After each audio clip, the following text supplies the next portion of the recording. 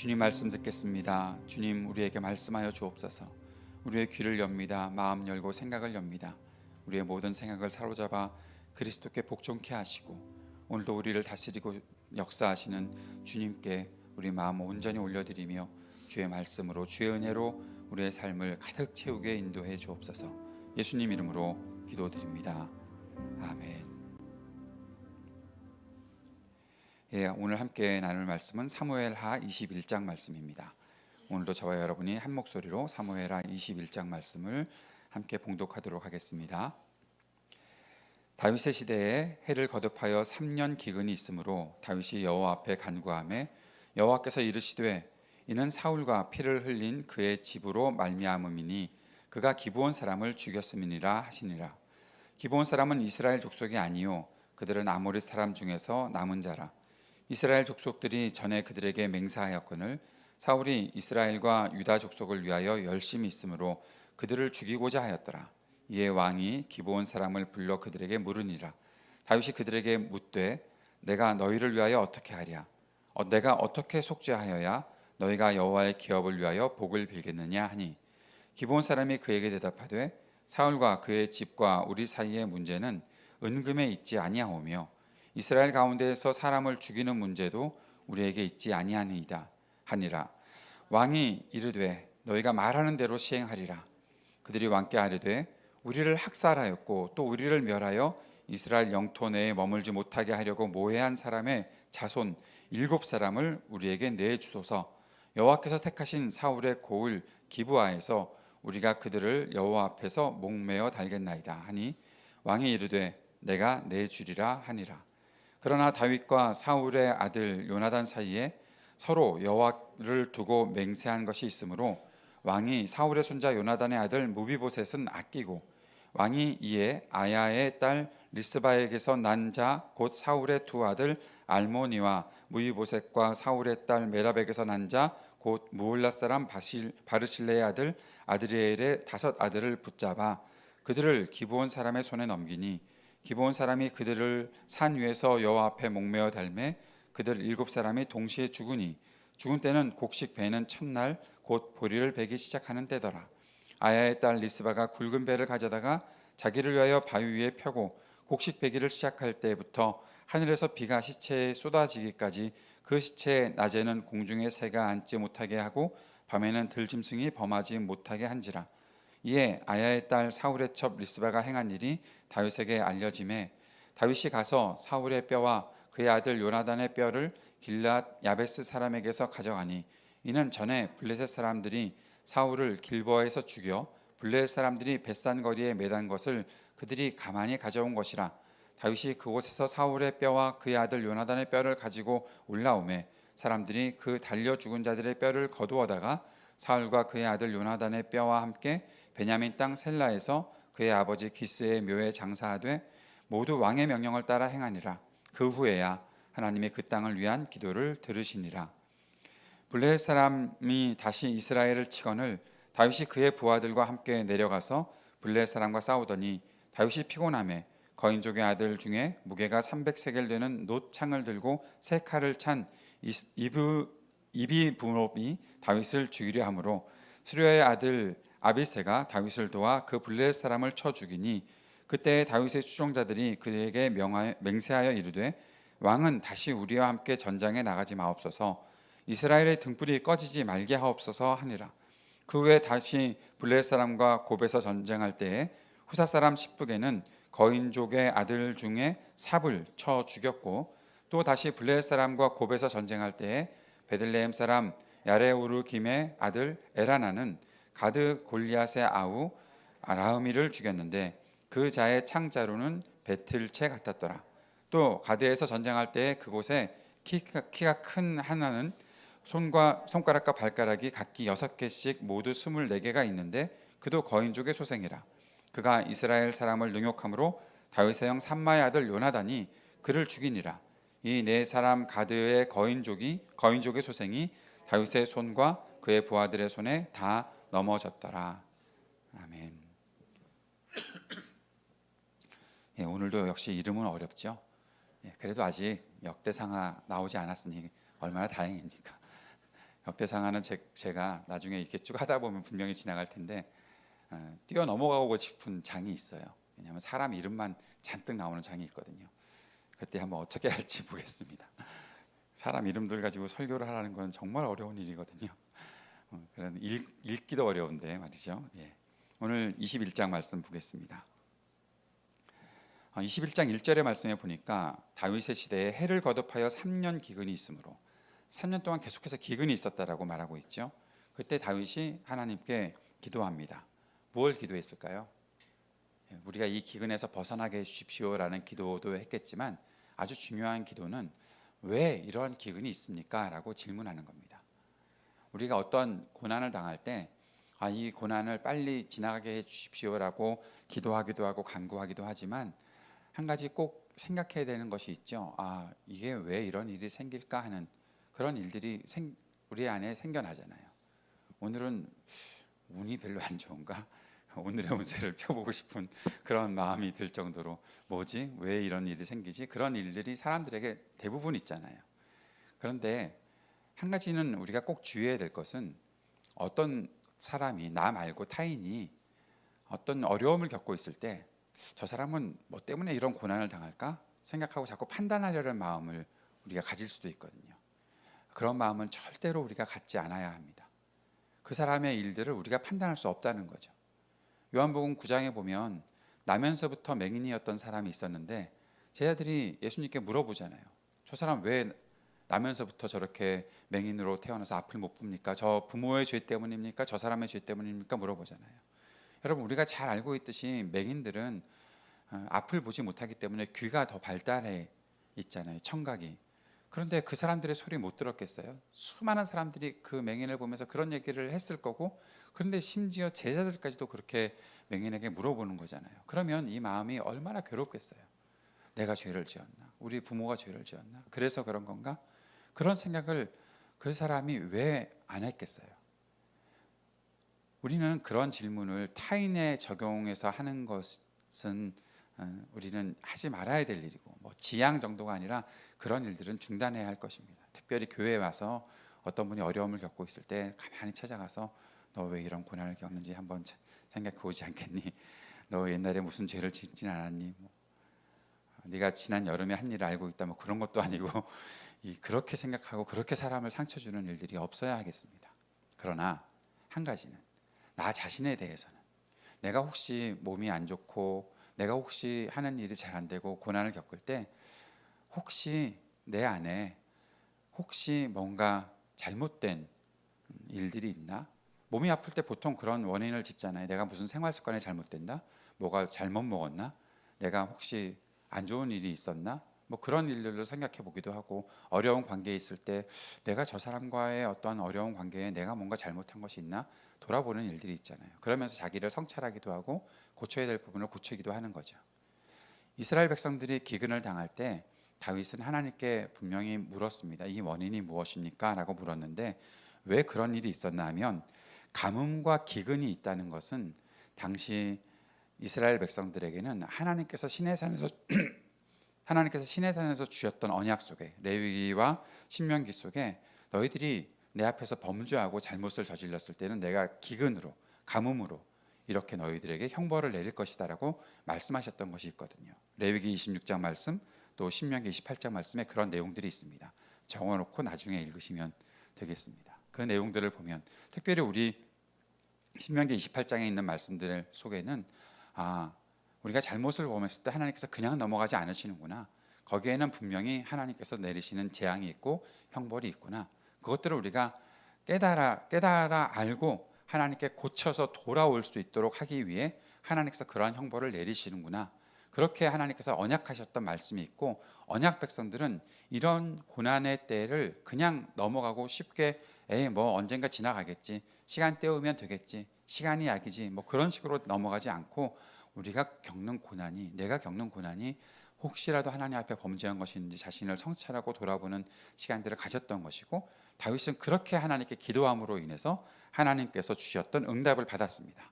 그 응답이 무엇인가 하면 여호와께서 이르시되 이는 사울과 피를 흘린 그의 집으로 말미암음이니 그가 기브온 사람을 죽였음이니라 하시니라 라고 말씀하고 있습니다. 기브온 사람들을 죽였다는 거죠.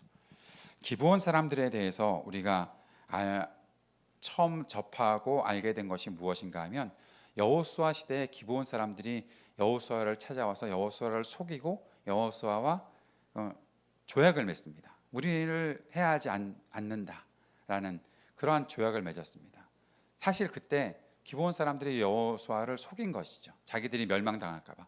여리고성, 아이성 막 전쟁에 들어와서 다 무너뜨리면서 승리하는 이스라엘 백성들이 두려워서 기브온 사람들이 자기들이 뭔가 도움을 받아야 되는 사람인 척하면서 그렇게 일을 꾸몄고, 그때 하나님 앞에서 맹세했던 일들, 그 조약 때문에 기브온 사람들을 해하지 않기로, 이스라엘 백성들을 해하지 않기로 그렇게 조약이 형성되었던 것입니다. 하나님께서는 그 조약을 성실하게 수행할 것을 여호수아에게 명령하셨고, 이스라엘 백성들은 그렇게 기브온 사람들을 보호하고 그들과 함께 지냈던 것이죠. 그런데 오늘 말씀에 뭐라고 나옵니까? 사울이 이스라엘과 유다 족속을 위하여 열심히 있으므로 그들을 죽이고자 하였더라. 이게 뭔 말일까요? 이스라엘 백성과 유다 족속이 볼 때 기브온 사람들은 얘네들은 우리 민족이 아닌데? 라는 생각을 하고 있었던 겁니다. 이게 세월이 그렇게 오랫동안 지나면서 같이 조약을 맺고 살았었던 우리 백성이 아닌데 라고 말하는, 우리 민족이 아닌데 라고 말하는, 이거는 얼마나 큰 차별을 갖고 있었던 그들의 생각이었는지, 그리고 우리가 이득을 봐야 될 것이 쟤네들 때문에 손해를 보는 게 있네, 그런 마음들을 사울이 가지고서 결국에는 이스라엘과 유다를 위해서 내가 뭔가 해야 되겠다. 그 일은 기브온 사람들을 죽이는 일이다. 그래서 기브온 사람들을 해했던 것이죠. 우리도 그런 일들을 혹시 벌이는 경우가 있지 않나요? 우리나라 이 대한민국에 수많은 이주 노동자들이 있고 유학 와서 있는 사람들이 있고, 그런데 우리가 취해야 될 이득을 저들이 다 가져가는 거 아니야? 라고 생각하면서 그들을 차별하고 그들을 못 살게 군다면 그건 하나님께서 명령하신 법과는 완전히 다른 일이 되어버리는 것이죠. 하나님께서 특별히 사랑하시는 사람들이 있습니다. 고아와 과부와 나그네들입니다. 특별히 나그네를 하나님께서 사랑하시는 이유는 무엇입니까? 너희도 예전에 나그네였어 라고 말씀하시면서 그렇게 나그네된 사람들을 보호하고 그들을 위해서 무엇인가 배려하고 챙겨주어야 할 것을 주님께서는 계속해서 말씀하셨고, 그것이 하나님의 백성들이 가지고 살아야 되는 언약이었던 것이죠. 그런데 그들 속에 욕심이 생기고, 내 나라 백성들에게 내가 좀 인기를 얻고 내가 좀 힘을 얻게 하기 위해서 더 유익을 주겠다라는, 이건 선거 공약도 아니고 뭔지 모르겠지만 그런 마음을 가지고 사울이 기브온 사람들을 죽였습니다. 무엇을 무시하고? 하나님께서 맺으신 언약을 무시하고. 그래서 하나님께서 형벌을 내리신 것이다 라고 다윗에게 말씀하셨던 것입니다. 그 말을 듣고 다윗이 기브온 사람들을 찾아가서 내가 너희에게 어떻게 해야 되겠니? 그런데 여기서 잘 생각해 보십시오. 다윗이 잘못한 거 아니잖아요. 다윗이 무슨 잘못을 했습니까? 그런데 사울이 잘못한 거잖아요. 그럼 이건 다 사울 탓이니까 내 책임 아니야 라고 그렇게 말할 수도 있잖아요. 그렇게 말하는 사람이 얼마나 많이 있습니까? 내가 한 일 아니야. 내 아버지가 한 일이야. 아니 우리 조상 때 한 일이야. 아니 내가 한 일이 아니야. 우리 옛날에 걔네들이 한 일이야. 내가 한 거 아니거든.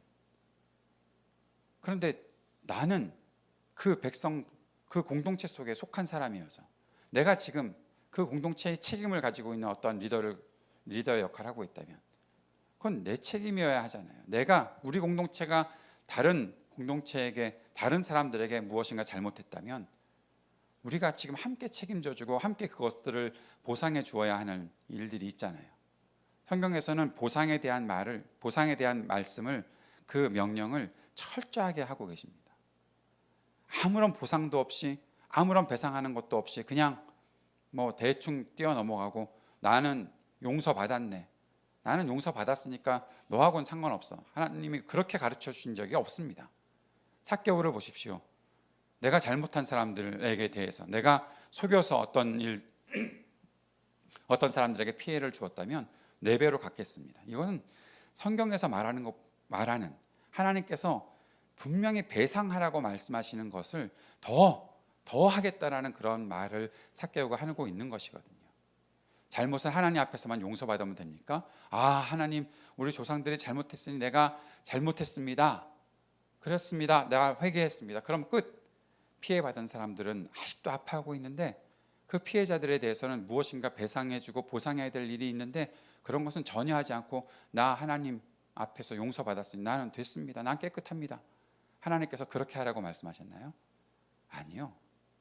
여러분, 속건제라는 죄사는 하나님 앞에서 내가 잘못한 것에 대해서 배상하겠습니다라는 그런 제사로 드리는 것입니다. 우리가 그러면 내 죄에 대해서 아무런 대가를 지불하지 않았습니까? 나의 죄는 하나님께서 그냥 용서해 주셨습니까? 아니요.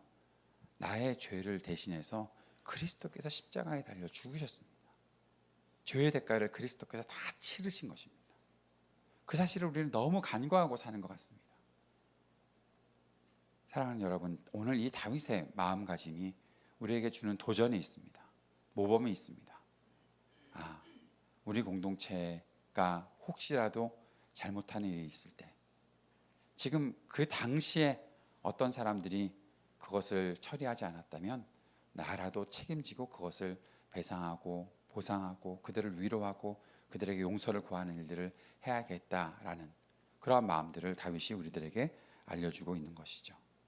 기본 사람들이 우리를 학살한 것에 대해서 우리가 돈 요구하는 거 아니다.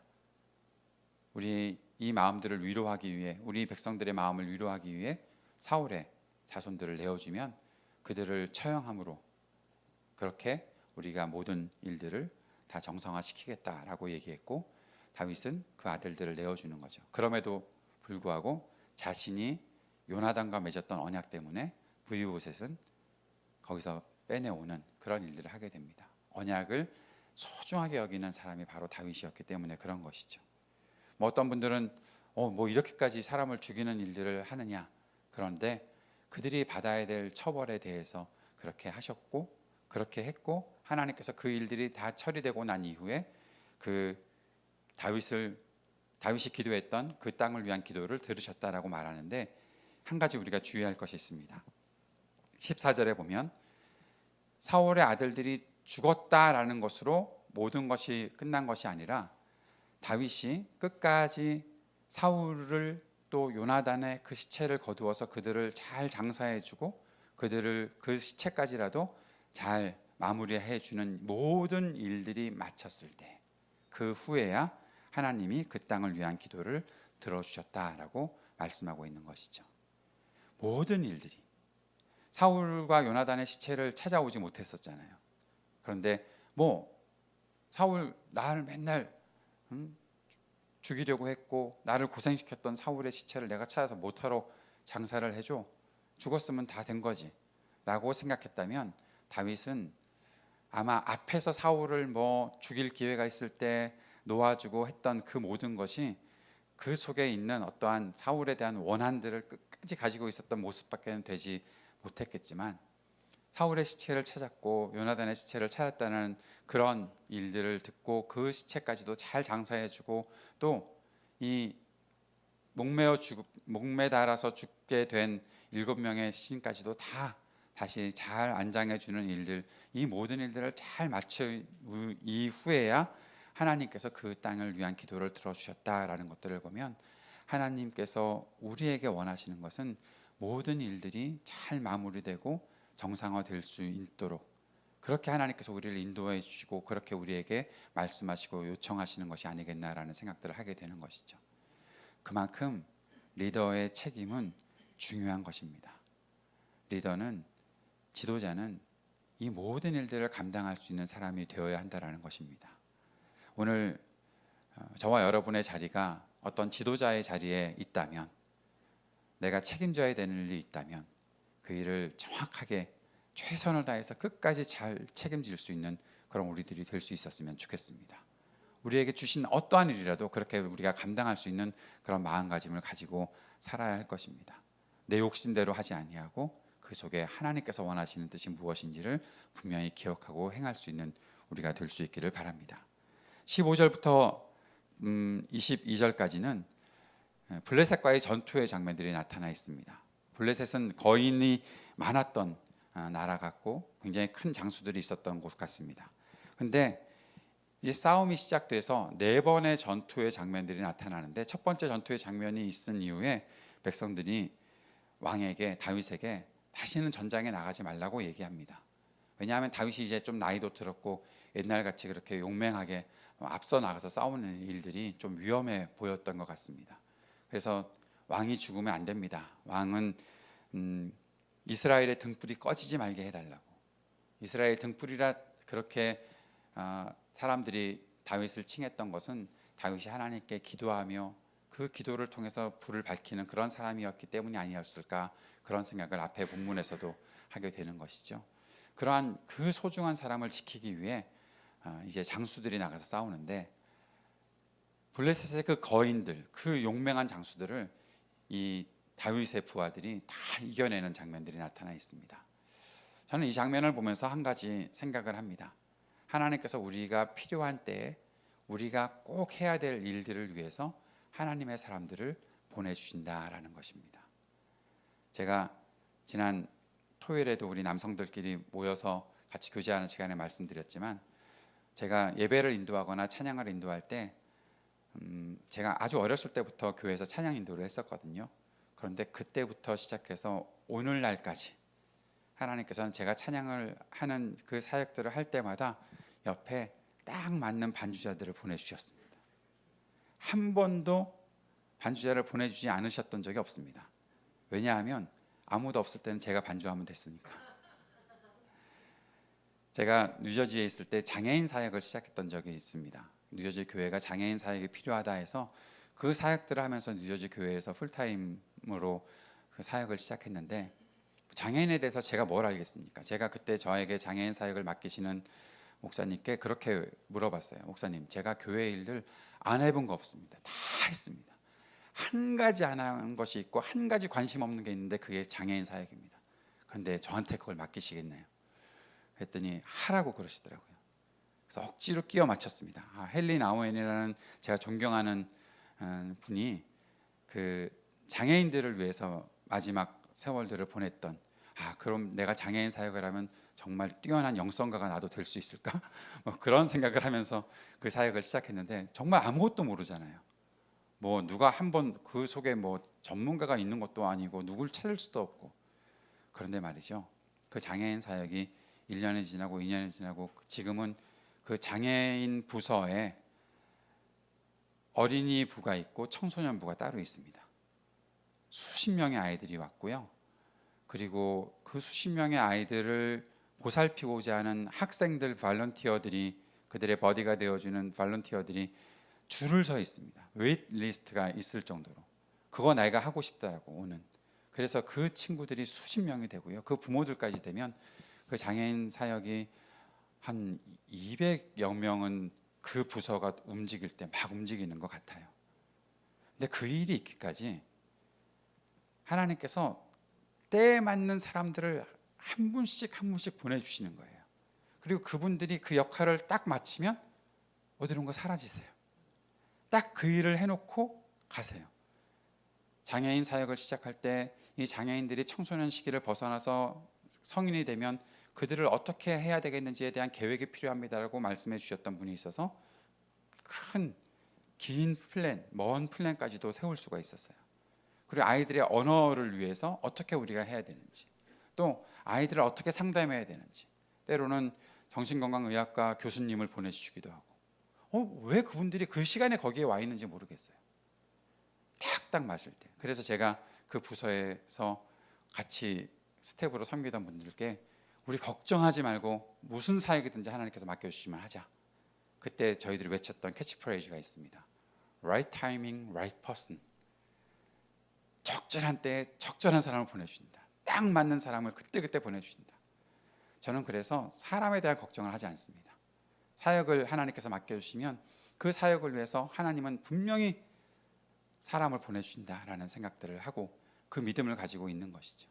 하나님께서 주시는 일 내가 하겠다, 내가 하겠습니다, 감당하겠습니다 라고 마음 먹으면 하나님은 그 일에 필요한 사람들을 보내주십니다. 여러분 너무 걱정하지 마십시오. 오늘 내가 누구를 만날 것입니까? 내가 뭐 동쪽으로 가야 되나 서쪽으로 가야 되나 자꾸 그런 것에 기울어지지 마십시오. 뭐 어디로 가야 내가 귀인을 만나나. 여러분 하나님께서 주시는 그 마음 갖고 그 마음을 가지고 사역하고 또 하나님 섬기고 내 사람들 또 우리 공동체의 사람들을 섬기고 내 직장의 사람들을 섬기려 하는 그런 마음 하나님 앞에서 정직하게 가지고 그 진실한 마음으로 일하면 모든 필요는 하나님께서 공급해 주십니다. 물질적인 필요 공급해 주시는 건 우리가 이미 잘 알잖아요. 그런데 하나님은 가장 적절한 사람을 만나게 하십니다. 저는 그 믿음을 가지고 삽니다. 여러분 우리에게 그러한 믿음이 있기를 바랍니다. 다윗에게 있었던 그 부하들 그들이 승리로 다윗의 삶과 이스라엘을 그렇게 섬겼던 것처럼 오늘 우리의 삶에도 그러한 사람들이 분명히 있을 것입니다. 그리고 꼭 제가 말씀드리는 거 있죠. 내가 그 사람이 될 수도 있다. 내가 누군가의 적절한 타이밍에 내가 그 사람에게 나타나서 그 사람과 함께 해주고 그 사람을 돕는 사람이 될 수도 있다라는 사실도 꼭 생각할 수 있어야 됩니다. 맨날 난 다윗처럼 되고 싶어, 누가 나한테 붙을 거야, 그러지 마시고 여기 나오는 이름들 보십시오. 아비새가 되기도 하고 삽부개가 되기도 하고 이름도 어려워요, 그죠? 야레오르 기미의 아들 엘하난이 되기도 하고 다윗의 형 삼마의 아들 요나단이 되기도 하고 그러한 사람들이 내가 될 수 있게 해주십시오. 누군가를 그렇게 도와 일할 수 있는 사람 되게 해주십시오. 그 마음도 우리에게 있었으면 좋겠습니다. 오늘 이 마음 가지고 주님 앞에 기도하며 나아갑시다. 두 가지를 기도합시다. 하나님 혹시라도 내가 어려움에 빠질 때 하나님 혹시 내가 너무 마음이 둔하고 내가 어두워서 잘못을 범한 일은 없는지 다시 돌아보고 성찰하는 마음, 내 자신을 돌아보는 마음들이 늘 있게 해주십시오.